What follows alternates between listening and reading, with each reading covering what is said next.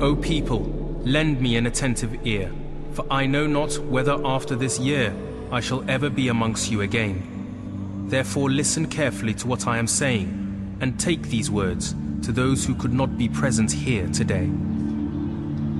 You see in the final sermon this heartfelt plea from the Prophet, warning the Muslims about certain things, advising them about certain things. You can see his worries for the future of the Muslims, and that these words are something that they should take note of, and they should hang on to, and they should be aware, because in here is a very, very important message for every Muslim. Do not therefore do injustice to yourselves.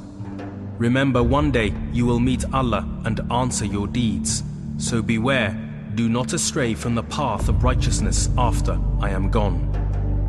Remember what God's earliest message was to Abraham, to Adam, to Moses, to Jesus, etc.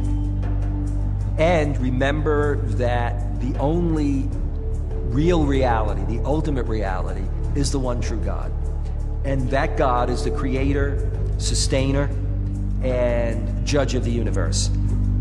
All mankind is from Adam and Eve.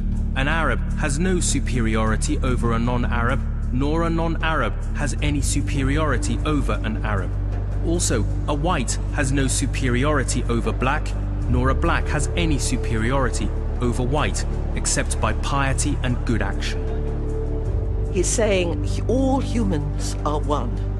God has called you from the tribalism of paganism and its pride in ancestors.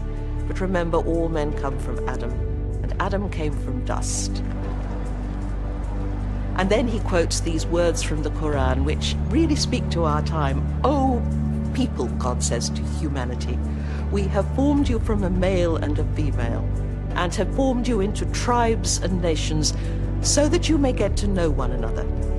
Not so that you may fight or oppress or occupy or convert or terrorize, but so that you may get to know one another.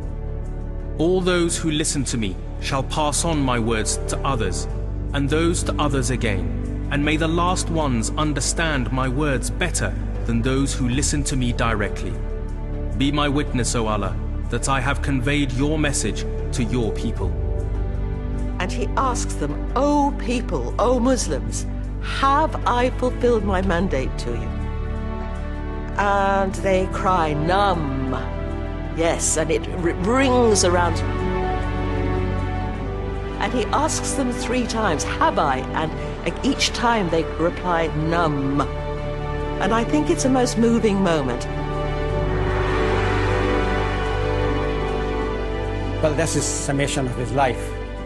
So he emphasizes all the principles that he's been teaching for the last 23 years. He says, for example, there's no difference between Arab and non-Arab.